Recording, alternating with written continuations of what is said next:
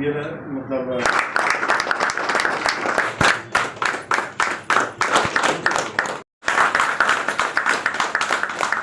हिंदी पखवाड़ा, हिंदी सप्ताह, हिंदी दिवस के रूप में पूरे देश के सभी कार्यालयों, प्रतिष्ठानों, संस्थानों में मनाया जाता है। ध्वज, राष्ट्रीय ध्वज पर गौरव करते हैं अपनी विदेशी गुलामी को 35 में।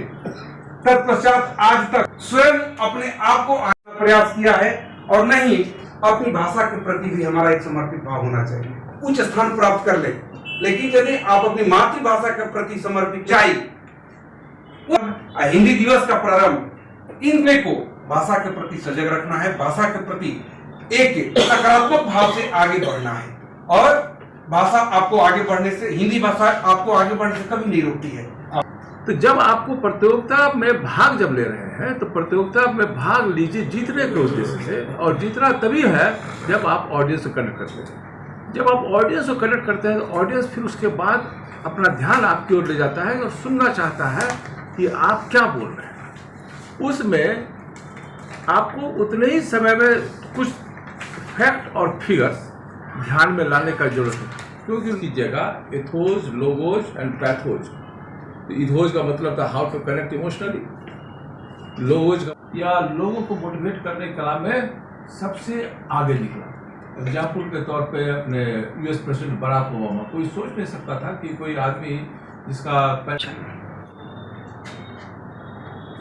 जी, जैसा कि हम जानते हैं 14 सितंबर को पूरे देश में हिंदी दिवस के रूप में मनाया जाता है।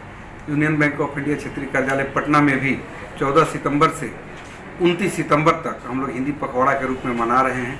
इस दौरान हिंदी के प्रचार प्रसार तथा राजभाषा नीति एवं अधिनियम के कार्यान्वयन हेतु कई प्रकार के कार्यक्रमों का भी हम लोग आयोजन कर रहे हैं।